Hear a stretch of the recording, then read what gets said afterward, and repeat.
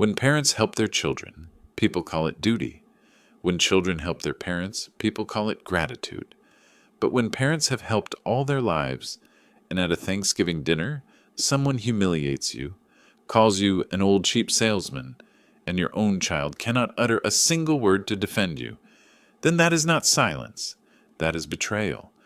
I have audited my whole life, goods, invoices, money, but my greatest audit is gratitude, because there are broken items that can be replaced, but some relationships, once rotten, can only be left in a report and closed forever. Forgiveness is not overlooking. It is the only way not to owe anyone, not even yourself.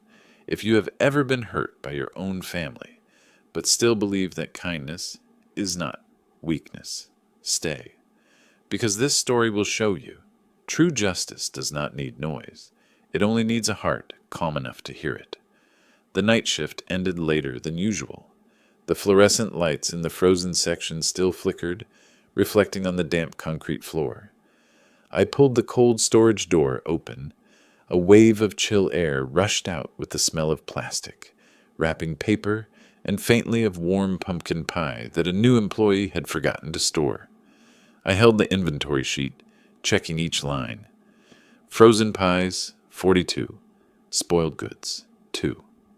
32 years as a supermarket manager had taught me to see stories inside numbers. Every missing item, every broken one had its reason. I had never allowed myself to overlook even the smallest detail. Outside, the ceiling lights in the main aisle went out, one by one. Only the quiet green glow from the evergreen market sign remained. That light had followed me for more than half a lifetime. Not bright, not noticed, but steady like my own working rhythm. I had just finished the last note when my phone vibrated in my uniform pocket. I took off my gloves, wiped my hands on the apron, and answered. "Dad," Miles's voice came, quick and distant. "Sabrina and her parents are inviting you to dinner this Thanksgiving." I paused a beat. On the other end, there were sounds of laughter and music, probably from a bar or restaurant. "But remember not to wear your work uniform, okay?" he added. "Sabrina's mom is a bit picky about clothes." I smiled faintly. "I understand." A short silence. Then Miles said again, softly but clearly, "Oh, and if possible, don't drive the old Camry. Sabrina's family has a valet, and your car looks a bit worn." I heard a small click as the call ended. That Camry, I bought it 20 years ago, paid it off in 4. It had driven Miles to school, taken Linda to work, and carried both of us to the hospital in her final days. The engine still ran smoothly, only hearts had worn thin. I wasn't angry, just felt a chill like the cold air from the storage room. The store was empty now. I walked along aisle 8, where I always straightened the cereal boxes each morning. At the register, the shift complete sign hung slightly askew, and the paint faded. I fixed it straight again, a small habit, but a familiar one. The way I told myself another day had ended properly.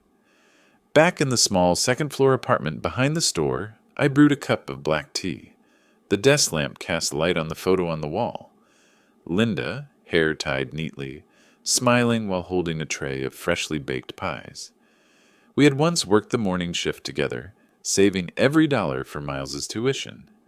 8 years ago, she died of cancer. Since then, I had taken more night shifts, not just to keep busy, but to drown out the silence of an empty kitchen. I opened the old laptop. The screen glowed slowly, reflecting a tired but alert face. On the desktop, there was only one folder. The manager's journal. I clicked it, created a new file, and named it Thanksgiving 2024. The cursor blinked on a white page like a heartbeat waiting for a command. I typed the first line. Entry number 1. Miles called. Thanksgiving invitation confirmed. Dress code, invisible pride. Then I stopped, looking around the room.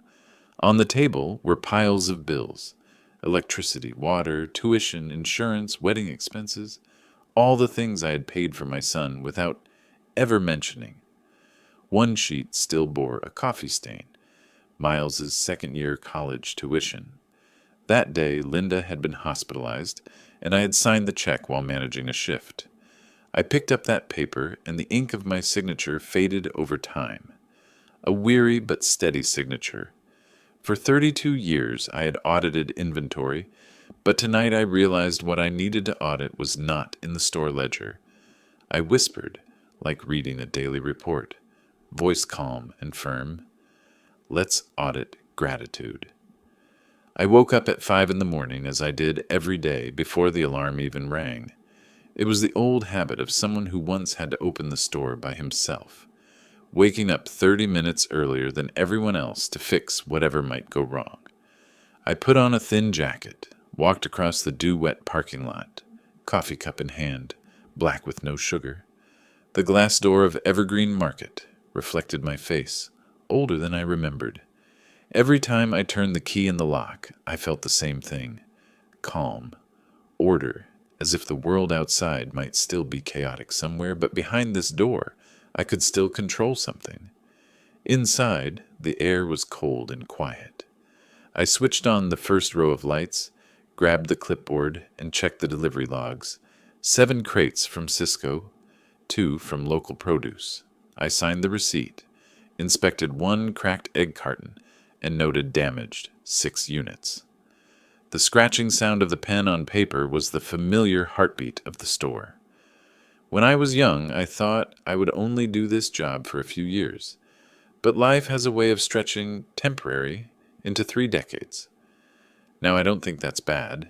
At least I know which part of the floor is slippery, when each employee needs a short break, and what kind of coffee regular customers prefer when it's cold.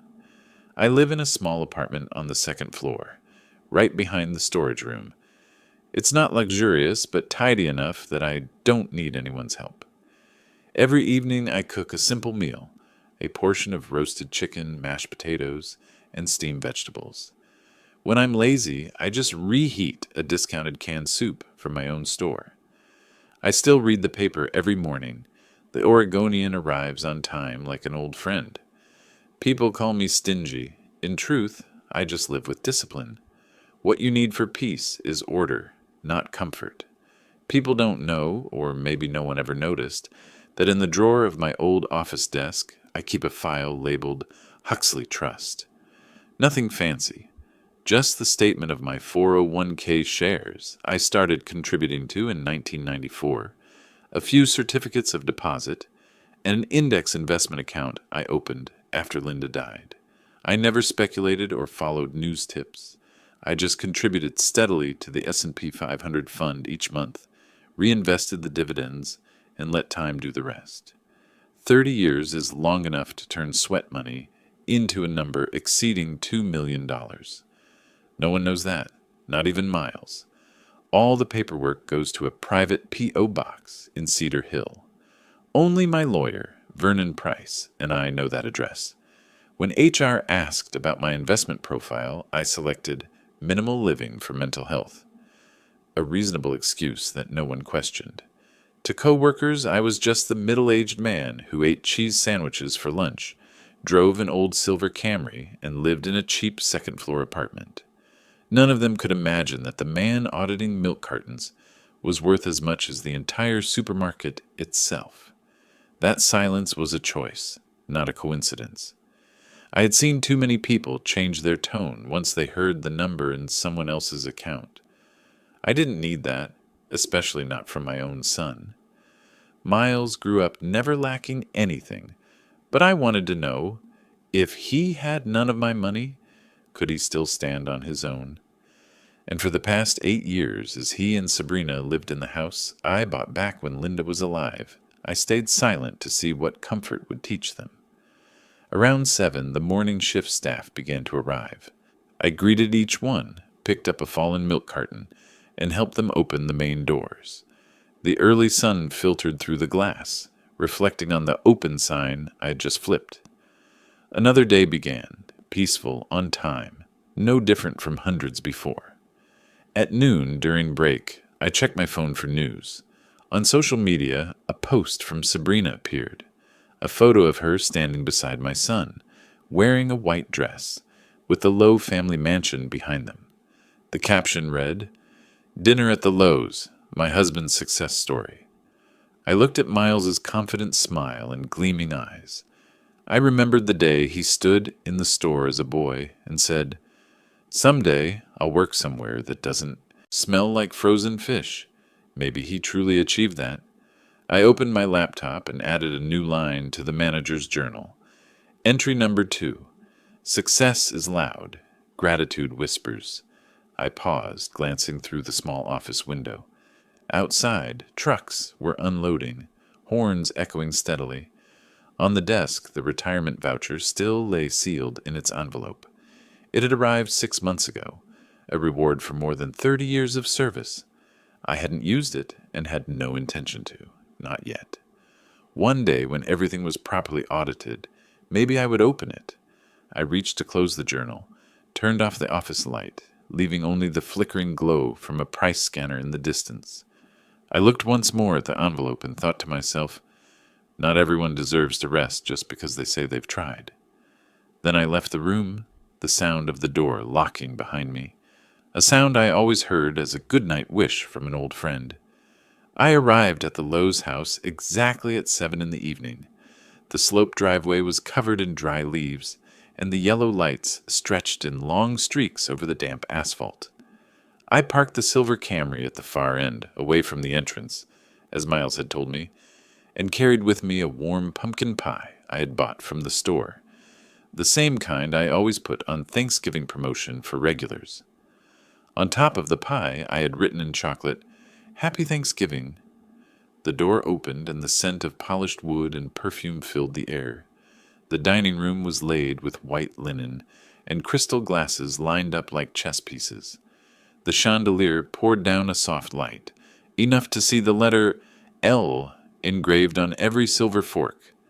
At the head of the table sat Dwight Lowe, silver hair slicked back, dark blue shirt, holding a wine glass like a stage prop. Beside him was Patricia, lips painted deep red, her smile thin.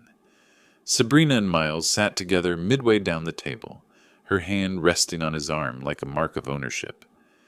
"Mr. Raymond's here," Patricia said, her eyes glancing at my pie box the way one looks at a small receipt.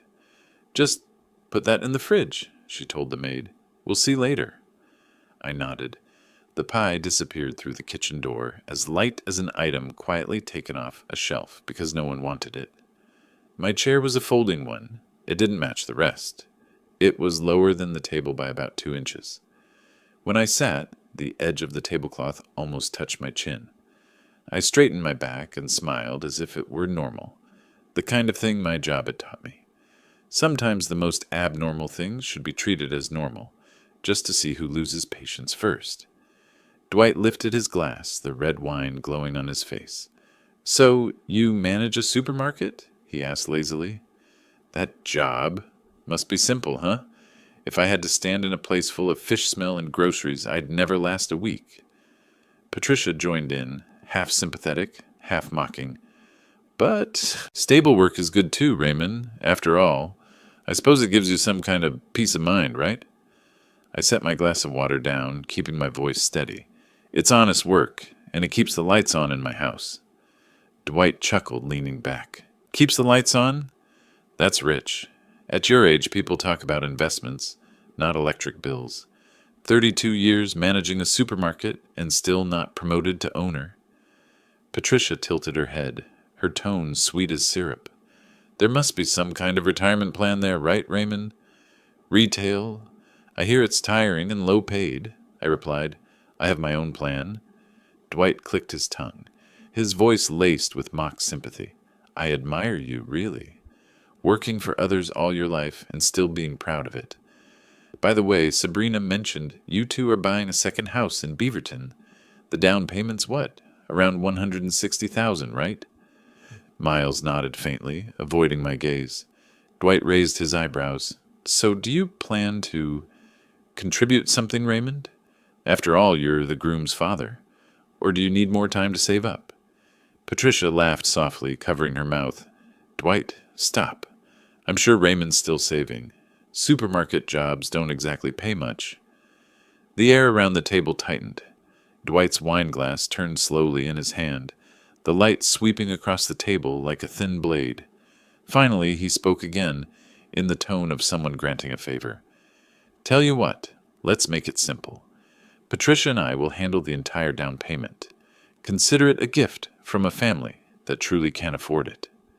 Glasses clinked. Sabrina whispered, "Thank you, Dad." Miles followed. "We're really grateful." He said that faster than he'd said, "Hi, Dad," earlier. I watched the red trail left by the wine on the table's surface. I put down my fork, it said quietly but clearly. Generous, indeed. But if money is the only way to prove family, then next time I'll bring my paycheck, so we can compare effort. The air froze. 1 beat. 2. Then Dwight's dry laugh patched the silence. "You've got a sense of humor." Patricia swiftly changed the topic, asking Sabrina about curtain colors to match the new house. My pumpkin pie remained in the fridge, like evidence hidden away to preserve the illusion of a perfect family portrait. I ate slowly, recording every word, every glance, every shake of the head. At the store, I had learned how to count. Count milk crates, count work hours, count damaged goods. At this table, I counted too. Counted debts and counted humiliations. The numbers were clear, easy to audit. When dessert came, the maid brought out cakes from a French bakery. My pie wasn't mentioned. Sabrina lifted her phone, panning it across the table. "Family dinner." I knew my face wouldn't be in that frame, like a shelf in the far corner, noticed only when something is missing. When it was time to leave, I put on my coat by myself. No one said, "Let me walk you out." In the hallway, the Lowe's family photos filled the walls. A wedding in Maui, an Ivy League graduation, a ski trip in Whistler. No place for an old photo of Miles sitting in my Camry, holding the lunch his mother made. The air outside was knife-sharp. I stepped across the lawn, my hand gripping the cold car handle. In the rearview mirror, the Lowe's lights blurred into glowing dots. Beautiful like holiday decorations. Beauty meant only to be seen, not to warm. On the passenger seat, I glanced at the pie receipt, $6.99. I tucked it into the manager's journal I carried with me and wrote a line. Entry number 3. Dinner at the Lowe's. Cost, $6.99. Cost of silence, incalculable. I started the engine. The headlights carved a bright line, my shadow stretching long up the hill. In that moment, I knew I had hit bottom, not because others disrespected me, but because my sons stayed silent when they did. Back at the store's rear lot, I sat in the car another minute, listening to the engine cool. I opened the journal, added one more line, the blue ink bleeding through the page. Starting tomorrow, audit gratitude. Then I locked the car. The wind carried the metallic scent of shelving toward me. At the end of the corridor, the exit sign glowed green, the light of an escape. But for me that night, it was the light of rock bottom. I got back to the second-floor apartment around 10 at night. The neon lights outside the storage room were still flickering, casting that familiar, cold green glow. I hung up my coat and boiled some water. The soft crackling of the kettle blended with the wind slipping through the window frame. On the table lay my old black leather notebook, its corners worn, the label faded, the manager's journal. I opened a new page, pulled an old ballpoint pen from my shirt pocket, and wrote the first line, Inventory of Gratitude. I divided the page into 2 columns, just like every inventory sheet I'd ever made. On the left, given. On the right, received. And I began listing one line at a time, like an unfinished stock record someone had forgotten to lock away. Item 1, son absent during father's years of service. Item 2, free housing, 8 years. Item 3, college tuition, 3 semesters. Item 4, wedding expenses fully covered. Item 5, living costs and utilities, all paid. I sat still, staring at the dry words. In my job, I used to tell employees, if it's not written down, it doesn't exist. That's true for life, too. We think family bonds are natural, not needing receipts, and that's exactly why people forget them fastest. I took a stack of papers from the drawer, Miles's tuition receipts, each term, each year, every one with my signature in the corner. The faded stamp, "Paid in full," R. Huxley, was faint but painfully clear. Beside it was the wedding invoice, paid in full on the same day Linda died, so my son could start easily. I glued each sheet together, stapled the corners. Each click echoed like the sealing of evidence. Then I wrote slowly, "A family, like a store, collapses when people only take and never replenish." I stopped writing. In my mind appeared Miles, 12 years old, standing in the store helping me count milk crates, his smile frothy with whipped cream. Then the next image, Miles tonight, sitting at a crystal table, silent as others humiliated his father. Perhaps that was the first time I truly understood what out of stock meant. I stood up and pulled open the metal drawer under the desk. Inside sat an old photocopier I'd bought secondhand from the office. I turned it on, placed each receipt on the glass, and pressed copy. White sheets slid out, black ink drying fast under the lamp. I stacked them neatly into a brown folder and labeled it Audit File, Huxley Family. Underneath, I added a smaller line, slanted, for internal use only. I sat back and looked at the finished stack. To anyone else, it was just an old file.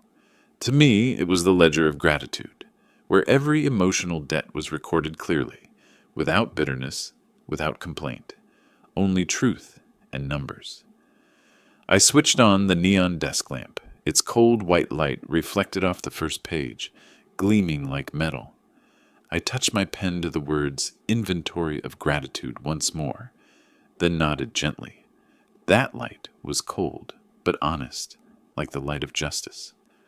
On Monday morning, I left the supermarket earlier than usual. The winter sunlight in Portland was pale, like dust over glass.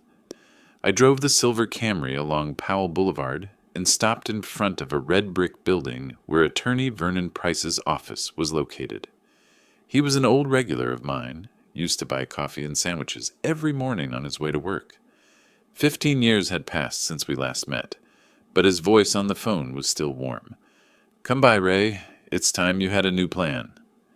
The office was small but neat, filled with the scent of oak and roasted coffee. Vernon shook my hand, his familiar gentle smile unchanged. "You're still at Evergreen Market?" 32 years and no plans to quit?" I replied. He laughed. "No one understands a store like you do. If I owned a chain, I'd make you my partner." I looked at him and said softly, "That's exactly what I came to discuss." I opened my briefcase and set a gray folder on the desk. The cover read, "Huxley Estate, Revision Plan." "I want to update my will and TOD deed," I said slowly. "First, remove my son from the list of heirs. I don't want my legacy to be a moral test anymore. Second, I want to invest everything I have, my 401k stocks and savings, totaling a little over $2 million, into the Evergreen Market expansion project. The current owner offered me a chance to buy in, and I know this business better than anyone." Vernon leaned back slightly, nodding slowly. "So you want to move from managing the store to owning part of it?" "I don't need a title. I just want a portion of the quarterly profits from that investment to go directly into a fund, the Oregon Retail Workers Scholarship Fund. Each quarter, 30% of the profits will automatically go to the fund. The rest I'll live on through interest and retirement income. When I pass, all principal and accumulated profits will transfer entirely to the scholarship fund." He frowned thoughtfully, pressing his pen to the paper. "I like the way you think. Justice through financial logic. My job taught me that unsold stock must yield profit, or it will rot." Vernon carefully wrote notes. Beneficiary, Oregon Retail Workers Scholarship Fund. Investment, Evergreen Market Expansion Partnership. Beneficiary change, exclude Miles Huxley. Prior heir removed per revised clause. He paused, looking up. Before you sign, I'll need a medical competency letter, something from your doctor to prevent any contest. I took an envelope from my case containing a certified copy of my medical report from HR, stamped and signed by Evergreen Health Network's resident physician. Patient fully competent, no sign of cognitive decline. Vernon smiled. I forgot. You follow procedures better than an auditor. We sat at the oak table, signing page after page. The sound of the pen against paper was crisp, final, like sealing the store after a night shift. Page 1, last will. Page 2, transfer on death deed. Page 3, investment partnership agreement. Each bore a notarized line and Oregon's embossed seal glinting under the desk lamp. Vernon scanned each page, saving digital copies, then said, I'll file these with the Multnomah County Recorder this afternoon. Once recorded, your assets will operate exactly as designed, earning for you while you live, sustaining the fund after you're gone. No one will be able to touch it. I nodded. Good. I don't want this money to sit idle. I want it to keep working, just as I always have. Vernon smiled faintly.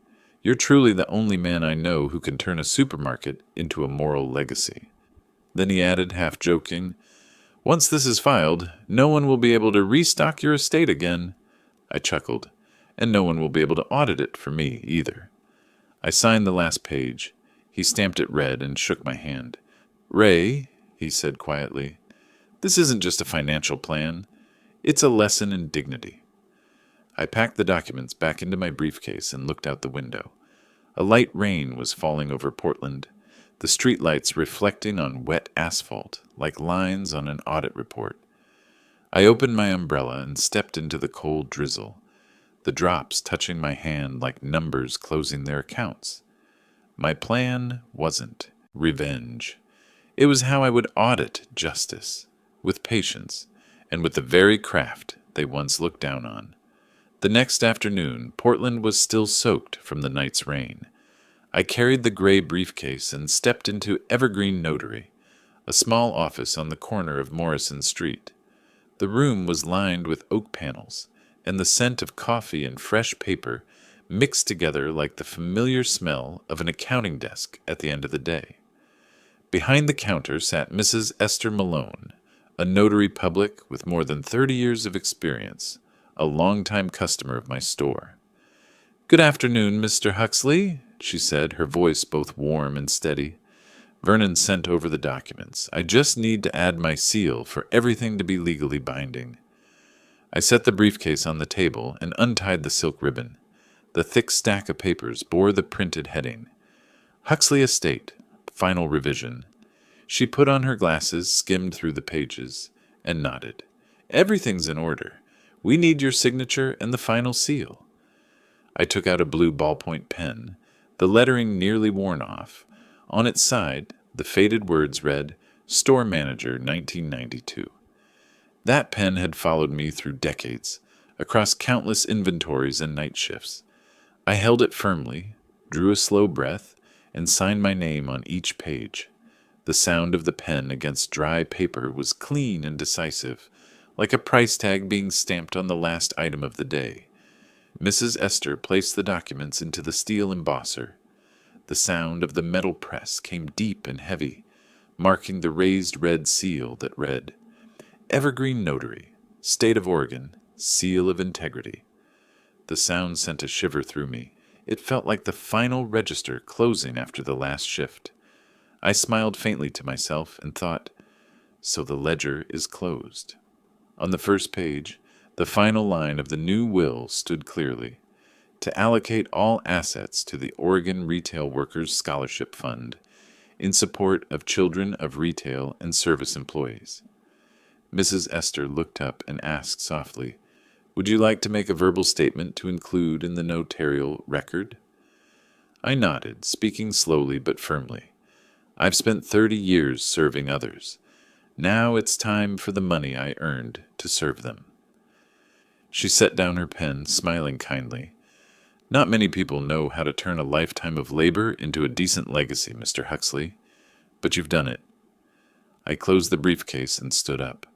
Light from the doorway reflected off the raised red seal, the glow of an ending and the beginning of something new. As I stepped outside, the drizzle returned. Raindrops landed on my shoulders like tiny coins falling into a future scholarship fund. I knew then that no words of resentment were needed anymore, only this seal, because sometimes justice doesn't arrive with a shout, but with a will and a silent circle of ink.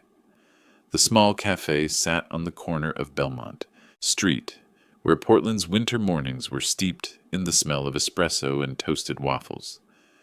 I chose a table by the window, where the light fell across the wooden surface, warm and quiet. 10 minutes later, Miles walked in, white shirt, loosened tie, phone in hand as if it were part of him. His eyes carried a mix of hesitation and confidence, the kind of look that belonged to someone accustomed to being respected. "You're here," I said softly. "Sit down." Miles sat, ordered a latte, then glanced around. "Why meet here? You could have just called me home." "I'm not sure that's my home anymore," I replied evenly. He frowned. "If this is about money again, we should just be direct. I'm about to get promoted, you know. I'm not just middle management anymore." I stirred my coffee slowly. "Good. You've always wanted to rise higher, haven't you?" He leaned back, smiling. "You always said you wanted me to surpass you." "Well, I have. I've become someone of status." I looked up, the light catching my eyes. "No, Miles. You've only become louder." The air froze. The cafe fell silent, except for the hiss of steam from the espresso machine. I opened my briefcase and placed a yellow envelope on the table. Inside were investment statements and a notarized copy of my will. "This is the answer to every question you haven't asked," I said, sliding it toward him. Miles opened it. His eyes moved quickly across the figures, then stopped at the last page. The bold print stared back at him. "All assets transferred to the Oregon Retail Workers Scholarship Fund." He looked up, his face pale. "Dad, what did you do?" "All of it. Over $2 million. "I've invested it," I interrupted. "The supermarket I work for is expanding, and the profits will fund scholarships for the children of retail workers.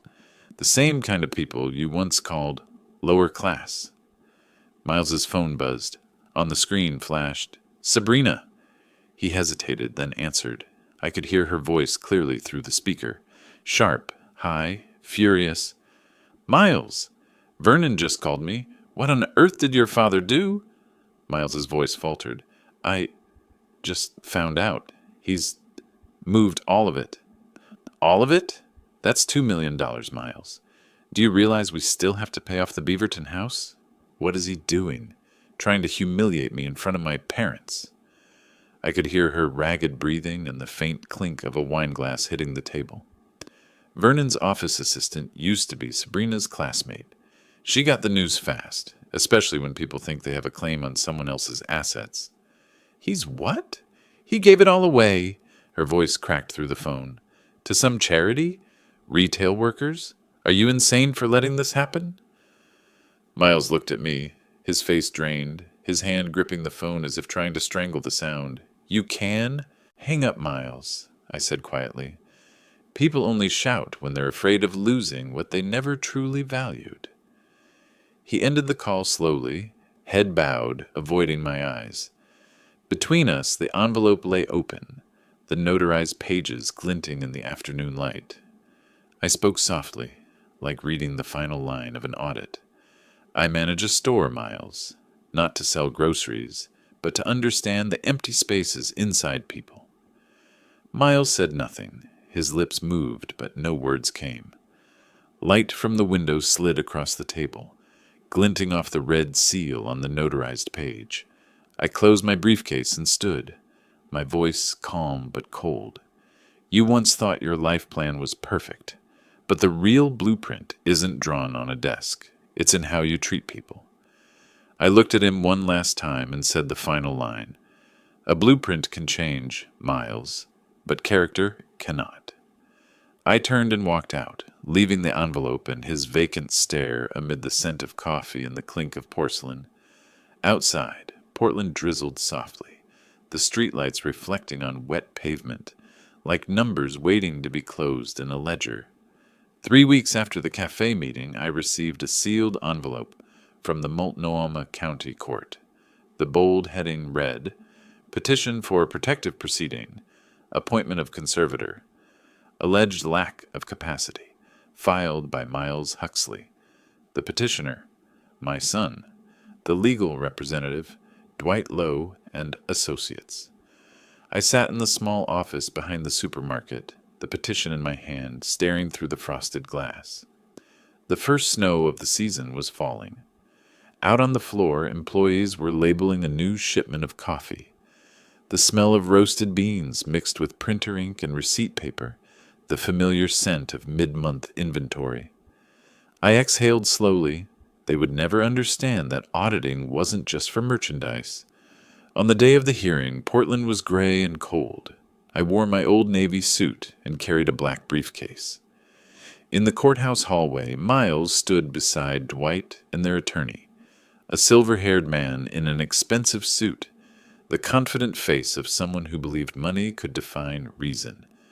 Behind them sat Patricia Lowe in a pale gray fur coat and dark glasses, her expression cold and judgmental. Sabrina sat nearby, phone in hand, glancing at me like I was a stranger. When the judge entered, everyone rose. Her voice was firm, clear. Case 243769, in the matter of Huxley Estate and mental competency petition. Dwight's lawyer stood first. "Your Honor," he began, "my client believes that Mr. Raymond Huxley, who recently transferred more than $2 million in assets, no longer possesses sufficient mental capacity. He lives alone, displays obsessive tendencies, has written dozens of reports about his family, and made these decisions without consulting any relatives." I sat quietly, listening to each word like an old song played out of tune. Every syllable echoed against the paneled walls and fell away, light as torn paper.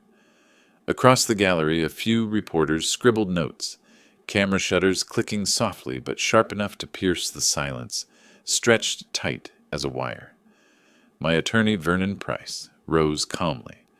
"Your Honor, I'd like to present a series of exhibits." He opened his case and produced a thick file, notarized documents, the signed will, Evergreen Market HR logs, and a medical letter issued by Evergreen Health Network, signed by the attending physician. "This is a certified medical competency statement, signed and verified. Patient fully competent, no cognitive impairment. Furthermore, Mr. Huxley remains a full-time employee, supervising more than 30 staff members, with no record of financial misconduct. All operational logs and inventory reports bear his direct signature." The judge flipped through each page, nodding slightly. The dry rustle of paper filled the room, sounding like balance being restored between two sides of truth.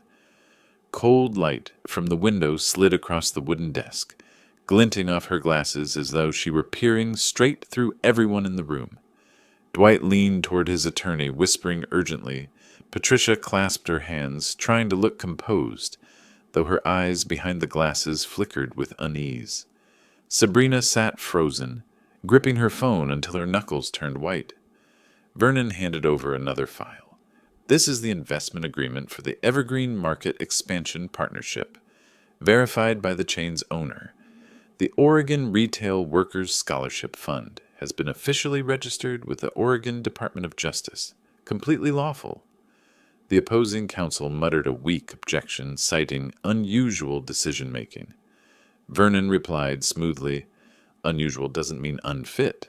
Sometimes it means being more clear-headed than everyone else." The judge turned to me. "Mr. Huxley, do you wish to make a statement?" I stood, my voice low but steady. "Your Honor, I've signed thousands of delivery receipts in my life.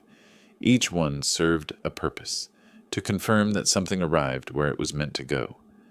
Today I've signed one more." I held up the copy of my will. "Only this time, it doesn't deliver goods. It delivers justice." A ripple went through the courtroom. Sabrina looked up, tears welling in her eyes.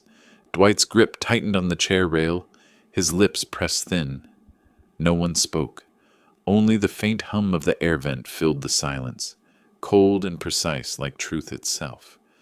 The judge leaned back, reviewed the file once more, and struck her gavel. Petition denied. The court finds no evidence of incompetency. The will and investment agreements remain valid under Oregon law.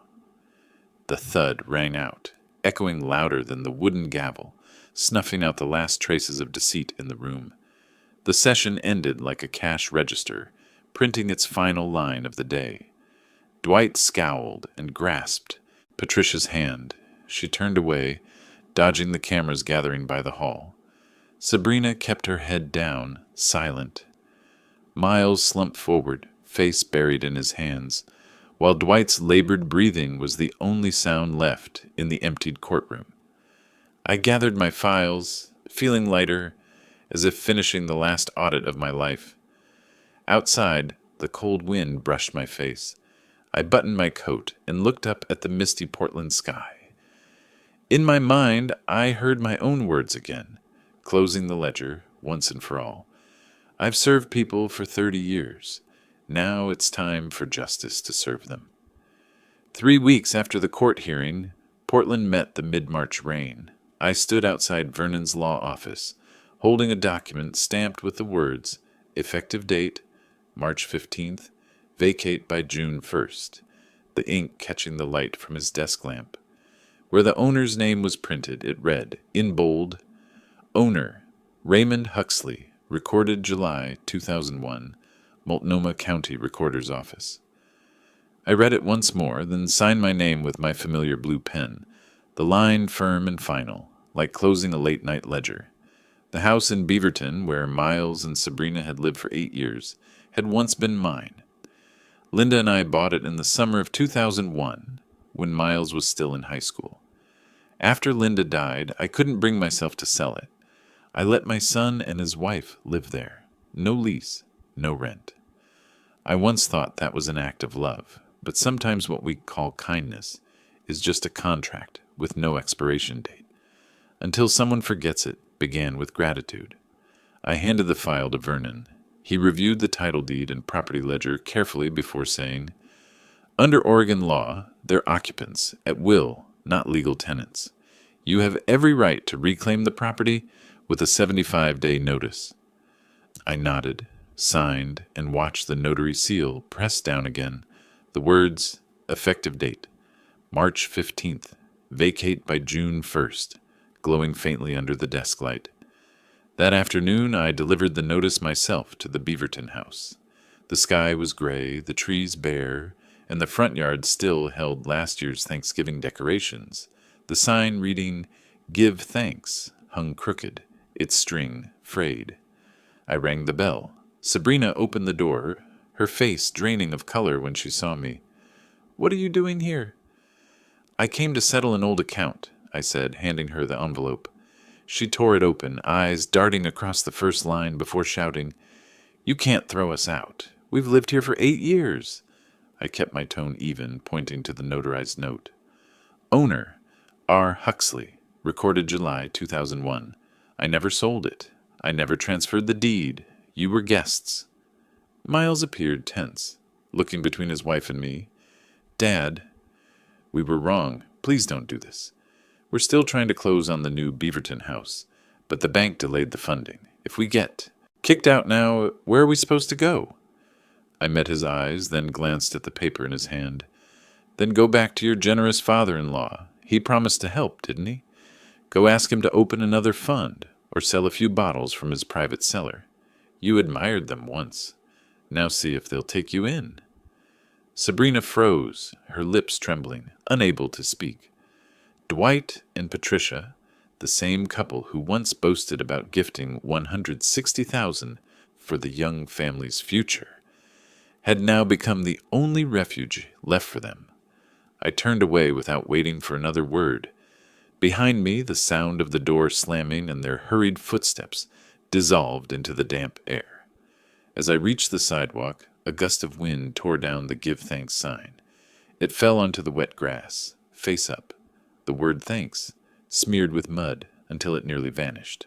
I bent down, wiped it clean, and set it back on the fence. Only the word give remained clear. On the drive back, I looked at the court document in my hand, the red seal still wet, the ink slightly blurred by the rain. I felt no triumph, only the quiet stillness of a balanced ledger. On June 1st, the court confirmed occupants vacated. No appeal. That evening, I passed by the house one last time. The upstairs windows were shut, the curtains drawn, no lights on. The yard is empty, the wooden "Give Thanks" sign gone. I stood there a moment, then murmured to myself, everything has an expiration date, even trust. Back at the supermarket, I opened my journal and wrote the final line of the day. Entry number 9, final notice delivered. Cost, 1 home. Outcome, balance restored. At the end of the evening shift, the white lights of Evergreen Market gleamed on the spotless floor. I was checking the dairy aisle when Miles walked in. He looked thinner, with dark circles under his eyes. Standing a few steps away, he spoke softly, his voice rough. Dad, I used to think success meant being loud, showing the world what you have. I closed my clipboard and set down the pen. No, success means everything is in its place. Shelves straight, ledgers neat, inventory clean. Quiet, but certain. Miles looked around at the aligned shelves, then sighed. I used to think your life was small, nothing to be proud of. Now I realize mine was the empty one, full of things, full of noise, but short on discipline and meaning. I didn't comfort him. I only said the truth. If it's empty, start filling it. One thing at a time, done right. He nodded. I'm not here to ask for money or to change the will. I know that's settled. I just wanted to say, I understand now. I pointed to a stack of milk cartons misplaced on the pallet. Then do it right. He rolled up his sleeves and helped me lift the boxes, setting them back on the painted line. Neither of us spoke. The tape gun cut a clean, straight sound, sharp and final. When we finished, he stood upright. I'll start over. Less noise, more order. I nodded. Order first, stability after. Money only follows those who keep things in order. Miles paused, then said clearly, Thank you for not covering my mistakes with pity. He held out his hand. I took it. A short, firm handshake. No bargains, no conditions. The refrigerator lights cast a pale glow across our hands, bright enough to see each other clearly, without long words. Miles bowed his head slightly, turned, and walked out. The automatic door opened with its familiar beep, swallowing his shadow into the evening wind. The store was quiet again, except for the hum of the freezer compressors. I returned to the manager's desk, opened the black notebook, and wrote one final line, bold, clear, and easy to read. Final entry, forgiveness is in stock. 2 months later, Portland had turned to spring. I stood in the front yard of the Beaverton house, where Miles and Sabrina had lived for 8 years, the home Linda and I bought back in 2001, now reclaimed after the 75-day notice. The lawn was trimmed, and a sold closing completed sign stood at the entrance. The house had sold for $640,000, handled through First Cascade Title. Every step lawful. Form 1099-S, primary residence exemption, and receipt filed neatly under Huxley Estate file. I felt no regret. To me, this house had served its purpose. It raised a son, then taught him the final lesson of gratitude. A week later, I went to the Oregon Community Foundation office. Inside, a glass plaque read, Oregon Retail Scholarship Fund, glowing softly under the ceiling lights. I handed over the transfer authorization, $640,000, the full proceeds from the Beaverton sale. That amount would fund the first round of 15 fall scholarships, each worth $8,500. And starting next year, the fund would be replenished annually with 30% of the recurring profits from the Evergreen Partnership investment to sustain 15 scholarships every year. When I finished signing, the Foundation's representative, Margaret Chen, a woman of about 50 with calm eyes and steady grace, smiled, and said, "Sir, you've turned checkout lines into lifelines." I smiled back. No one remembers the cashier's name, but I want them to know their work can send a child to college. Afternoon light poured through the lobby window onto a new nameplate. Huxley Scholarship, in honor of everyday workers. The words reflected across the polished floor like metal, not boastful, just quietly present, the way justice should be. I stepped outside. The Portland air carried the scent of rain. In my jacket pocket, the black notebook was closed on its final page. At the bottom, the blue ink line I'd written days earlier had dried. Foundation laid, kindness compounded. That was when I realized I was no longer a warehouse manager. I was the steward of a legacy built on decency. A year after the court hearing, spring returned to Portland. The rain had thinned, and the skies shimmered with soft silver light.